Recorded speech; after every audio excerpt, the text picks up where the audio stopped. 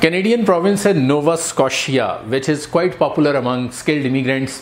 Nova Scotia ने 20th मार्च 2019 को अपना एक राउंड रन किया है।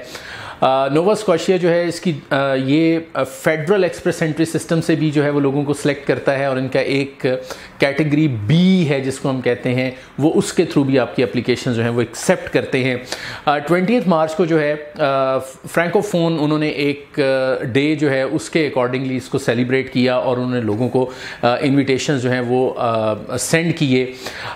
इसका पर्पज़ ये था, दिस राउंड जो है ये स्पेसिफिकली उन लोगों के लिए था जो फ्रेंच स्पीकिंग लोग हैं। अगर आपका फ्रेंच का नॉलेज जो है और CLB 7 आपने लिया हुआ था और इंग्लिश में आपका CLB 5 था, तो आपको इनवाइट जो है वो ज़रूर मिल चुका होगा।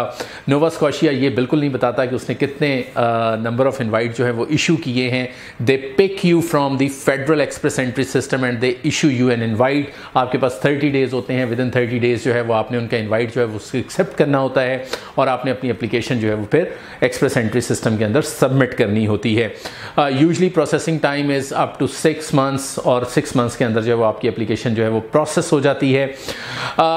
ये जो प्रायोरिटी जो लेबर प्रायोरिटी स्ट्रीम्स हैं, ये उन्होंने उसके तहत जो है वो राउंड रन किया था, लेकिन चूंकि हमें बहुत सारी क्यूरीज रिसीव हुई कि जी नोवा स्कॉशिया ने जब राउंड रन किया तो उनकी सिलेक्शन हुई है या नहीं हुई, तो आपको बताता चलूँ अगेन कि ये जो सिलेक्शन हुई है ये फ्रेंच स्पीकिंग लोगों के लिए हुई है। नोवा स्कॉशिया ने इससे पहले जितनी भी सिलेक्शंस की हैं इन दी एक्सप्रेस एंट्री सिस्टम, उन्होंने जो लोगों को सिलेक्ट किया वो ज़्यादातर उन्होंने जो लोगों को पिक किया था that was in 2 categories. One was the early childhood educators and the other was auditors and accountants. So if you are an auditor और अकाउंटेंट एंड और अर्ली चाइल्डहुड एजुकेटर जो है ये लाइसेंसिंग ऑक्यूपेशन है। Please remember that इसमें जो है वो आपको लाइसेंसिंग जो है वो रिक्वायर्ड होती है अगर आप नोवा स्कॉशिया की कैटेगरी बी में अप्लाई कर रहे हैं। एक्सप्रेस एंट्री सिस्टम के लिए जो है वो रिक्वायरमेंट नहीं है। जो कैटेगरी बी है, अब होप के इसमें भी एप्लीकेशन जो हैं वो वेरी सून इसके ओपन होने के चांसेस हैं। स्पेकुलेशंस यही हैं। तो ऐसे लोग जो जिनका अभी जो है सिलेक्शन नहीं हुई, they can wait for their category be opening, या आप होप्स आए रखें अगला राउंड हो सकता है रन हो और उसमें इंग्लिश स्पीकिंग जो लोग हैं उनको सिलेक्ट कर लिया जाए। कनाडा जाने के और बहुत सारे तरीके भी हैं, जिनमें और प्रोविंशियल नॉमिनेशंस भी हैं, जिनमें फेडरल एक्सप्रेस एंट्री सिस्टम भी है।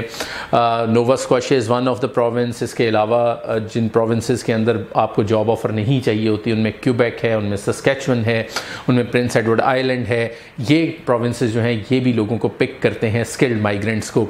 हर जो प्रोविंस है उसकी अपनी अपनी रिक्वायरमेंट्स हैं, उनकी अपनी अपनी लिस्ट है, प्रायोरिटी लिस्ट है जिसमें वो लोगों को सिलेक्ट करते हैं। इसके अलावा मैनिटोबा भी है, इसके अलावा ब्रिटिश कोलंबिया भी है। ब्रिटिश कोलंबिया में टेक जो पायलट प्रोग्राम है उसके अंदर भी जो है वो लोगों को सिलेक्ट किया जा रहा है।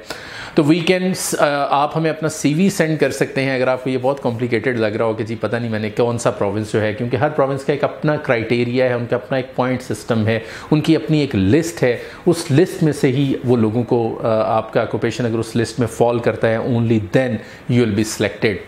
सस्कैचुअन आपको पता ही है मंथली बेसिस के ऊपर राउंड रन कर रहा है और उसमें सिलेक्शन हो रही है लोगों की। We would like to congratulate those people who have received their invitation to apply from Nova Scotia. 20th मार्च को ही एक्सप्रेस एंट्री सिस्टम का राउंड भी रन हुआ है। We would like to congratulate those people जिनको एक्सप्रेस एंट्री में invite मिल गया है under federal immigration. Federal immigration में और प्रोविंशियल नॉमिनेशन में major difference is that federal immigration you land in Canada and you go wherever you want to. However, in provincial nomination programs you need to go to that particular province and you need to live there. ये condition होती है आपके ऊपर। Federal express entry system और provincial nominations के अंदर जो main criterias factors जो होते हैं, जो फैक्टर इन होते हैं जिनके ऊपर आप पॉइंट्स क्लेम कर सकते हैं, that is your age, your qualification, your ears of experience, your IELTS band, your French. अगर आप स्पीकिंग आपको फ्रेंच भी आती है तो फ्रेंच के भी आप पॉइंट्स क्लेम कर सकते हैं। अगर आप मैरिड हैं, कुछ प्रोविंसेस के अंदर आप अपनी स्पाउस के पॉइंट्स क्लेम कर सकते हैं, स्पाउस की क्वालिफिकेशन के, और कुछ प्रोविंसेस के अंदर स्पाउस की क्वालिफिकेशन और उनके आइल्ट्स के बैंड भी क्लेम कर सकते हैं। इन क्यूबेक इमिग्रेशन नॉमिनेशन आपको अपने बच्चों के पॉइंट्स भी मिलते हैं। और अगर आपके पास 2 बच्चे हैं तो it is highly likely, I mean if you are a family of 4 members जिसमें 2 आपके बच्चे हैं, तो you are highly likely that you will get invite from Quebec. आप हमें अपना CV सेंड कर सकते हैं, क्योंकि ये बहुत सारे प्रोग्राम्स हैं, बहुत सारी कॉम्प्लिकेशंस हैं, बहुत सारा पॉइंट सिस्टम है जिसको अंडरस्टैंड करने की ज़रूरत है। And if you are busy in your schedule, तो we can do that job for you.